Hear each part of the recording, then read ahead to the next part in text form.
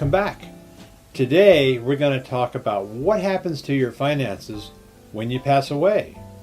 Some of the answers may be obvious, some of them not so much.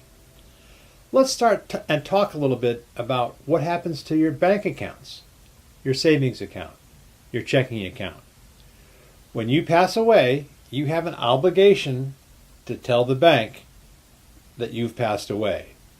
What they're going to do is immediately freeze all of your banking accounts that are solely, the operative word is solely, in your name. If you have a joint checking account or a joint savings account, those monies are still accessible by the other person on the account. Now you need to be a little careful here because we've mentioned this before. Once you pass away, you lose all control over those monies. So the person on the joint account has to be a trusted person. Okay, now I know you're thinking to yourself, yeah, but I want to have a little nest egg for my family to spend on my funeral so I don't have to burden them with all of those expenses. How can you do that? Well, there's several options for you to consider. First is, a lot of banks might liquidate some funds for a funeral expense. But you need to ask them if they'll do that. And the operative word here is reasonable funeral expenses. And we've talked about this before. A reasonable range of a funeral expense is $5,000 to $10,000. Suddenly you can't throw in that around-the-world cruise that you need to do to convalesce as part of the mourning period. That's not going to float well with a bank, let alone the IRS. Another idea, and I think this is a really good one, is called a payable upon death account. And it's a very special savings account that you can take out with your bank. Essentially, you sock a bunch of money aside in this account, and it is only redeemable by a beneficiary that you identify, and the beneficiary presents your death certificate at the bank and gets the cash out. It's really a way for you to control things even after you're gone. The third option is a little risky. No, check that. Let's make it just stupid.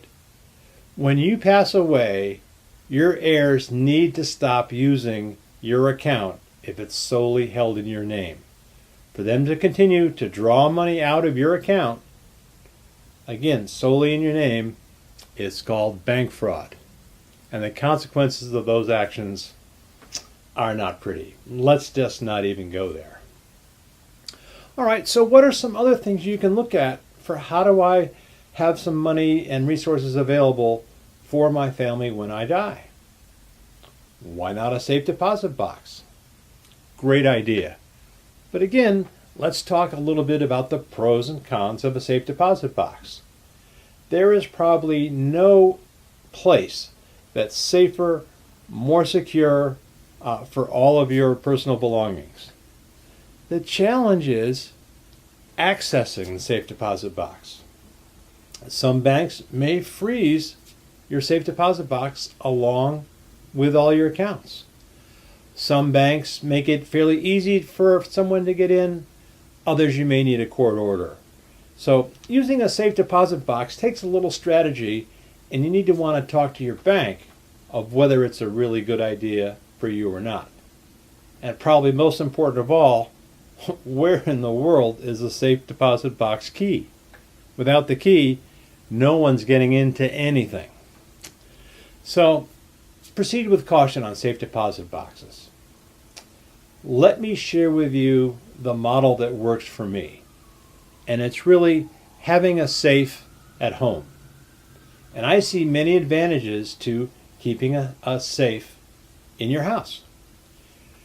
You can figure out how much space you need in terms of cubic feet for important documents, jewelry, deeds, titles, a little cash, all the things that a person may need access to when you pass away.